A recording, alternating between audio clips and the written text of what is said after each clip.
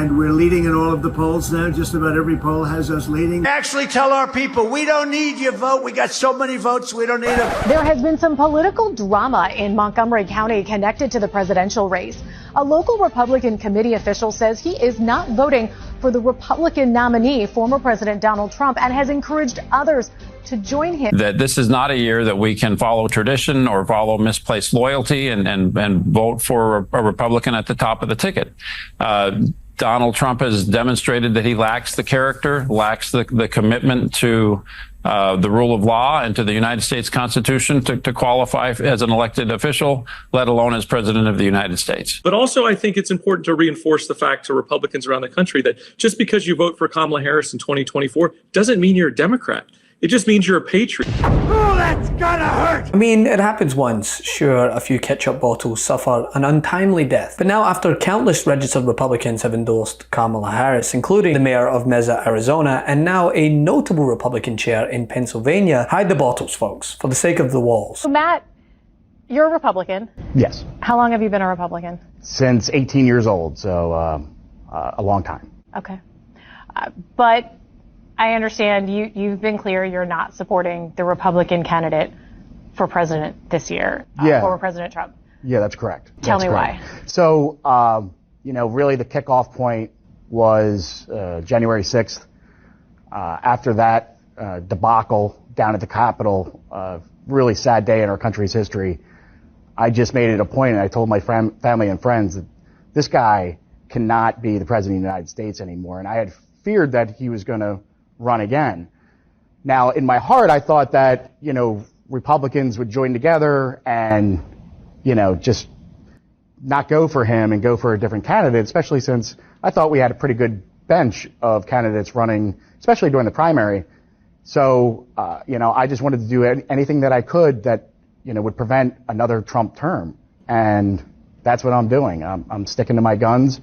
I think he's dangerous for this country. That's right, more bad news for Donald Trump, as a Pennsylvania Republican committee official has said he will vote for Kamala Harris instead of Trump, a decision that has resulted in him receiving subsequent backlash from his own community. In an interview with NBC 10, Matthew McCaffrey, the Republican municipal chair in Upper Merion Township for the Montgomery County, said that his endorsement of Harris led to a complaint being lodged against him and discussions of a disciplinary hearing if he did not resign. But democracy, right? You just said some people are blindly loyal to the Republican Party. Let's talk about being loyal to the Republican Party, because you hold a position locally in Upper Merion. Is that correct? That's correct. You're the chair of the Upper Merion Republican Committee? Yeah, they call it municipal leader. There was a complaint lodged against you for speaking out against former President Trump and saying that you wouldn't support him, and saying that you are, and encouraging others not to support him.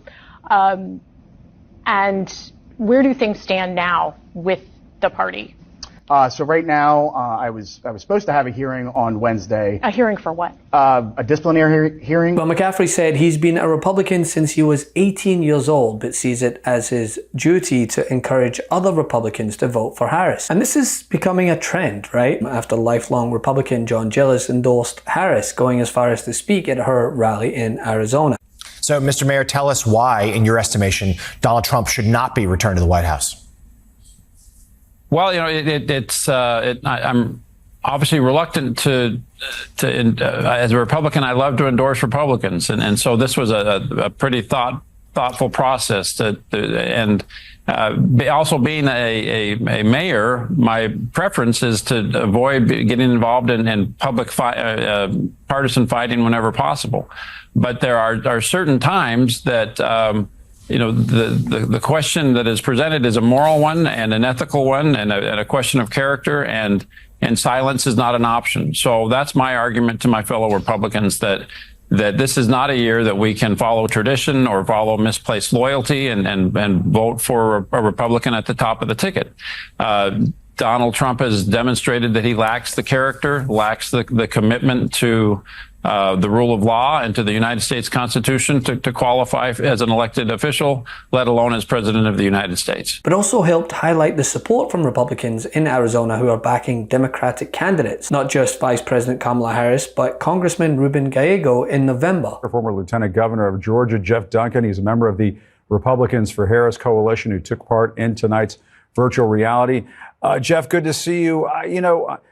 Here's a question I have. And earlier on my morning show, I asked Ray LaHood, who is a Republican Obama cabinet secretary, Olivia Troy, are these the folks who are taking part in these calls? And obviously they think they're doing the right thing.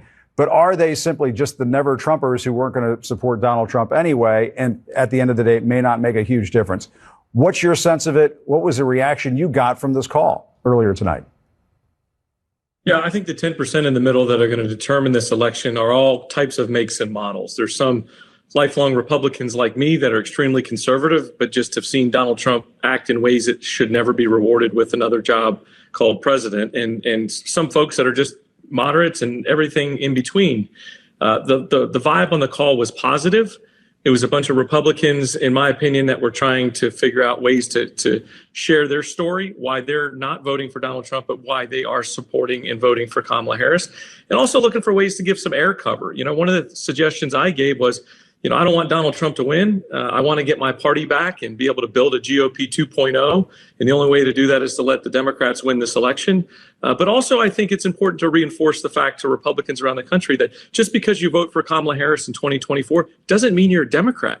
It just means you're a patriot. You're doing your duty as an American to step up to the plate and reclaim this country's future. And when you take all this into account, you start to understand a little more why Trump is holding these emergency press conferences, right? He's scared. And we did very well in 2016, and we did much better. All right, we're going to continue to monitor this news conference. Trump at his golf club in New Jersey, in Bedminster, New Jersey. Lots to discuss, to assess right now. Kristen Holmes.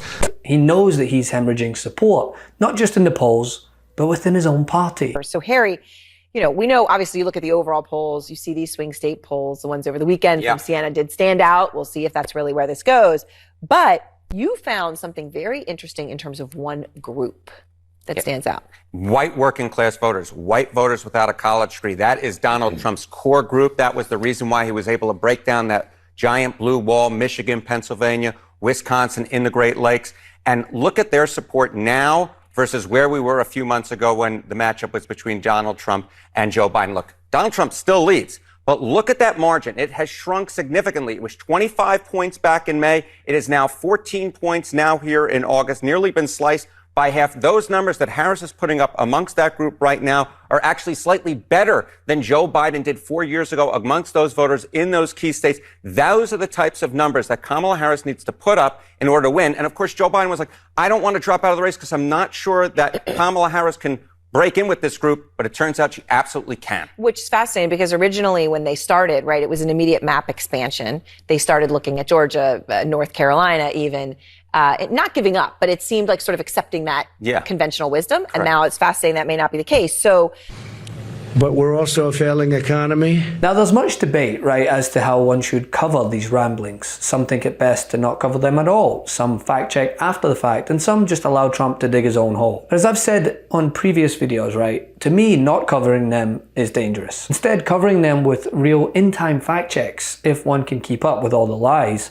is the way to go. To fact check there, so we're just going to run through things here. He said that Kamala Harris is not in favor of giving Israel weapons. She made it very clear, her campaign did this morning, that she is not in favor of an arms embargo of Israel. He said that no one died on January 6th. People were killed. We know that. Ashley Babbitt, 3 others died from medical emergencies. One officer died immediately after, having been pepper sprayed in the day following. There were 4 officers who died of suicide in the months after. He talked about how there's a constitutional issue for how Kamala Harris was chosen by the Democratic Party. That's not true. The Constitution doesn't govern how the party selects its candidates. He also talked about the border. He said 20 million people over the border. That's grossly exaggerated. He could have just gone with the actual number. It's not a great number. He chose 20 million. But actually, crossings are down for the last 4 months, the lowest they've been in 3 years since the president signed his executive order. He certainly did not mention that. That is not the picture that he painted. And he also said that in Afghanistan, there had been no deaths in the 18 months before the withdrawal, that no one was even shot at. Well, tell that to the service members who were wounded. But the reality is, this is Trump in campaign mode. He's afraid and projecting. So he's going to continue to do this. It's his only strategy. So we can't get complacent, but remain diligent in our efforts, not to remind those who somehow still take his word at face value. I think that ship may have sailed, but those voters disinterested in voting at all, which the Harris-Walz ticket has proven to be more effective in reaching. All right, every day here on CNN's flagship morning show, we are trying to lay out deep insight in the major historic shifts in this election. CNN senior data reporter Harry Etten is here with what might be, or up until this point, was one of the key, if not the key voting bloc in this election, the so-called double haters, people who didn't like either Donald Trump or President Biden. What's happening with them? Yeah, all right. So let's take a look at double haters. As you pointed out, these are folks who dislike Joe Biden as well as Donald Trump. And I want you to look at their voting patterns, who they want for president. Now, let's go back to June. What we saw was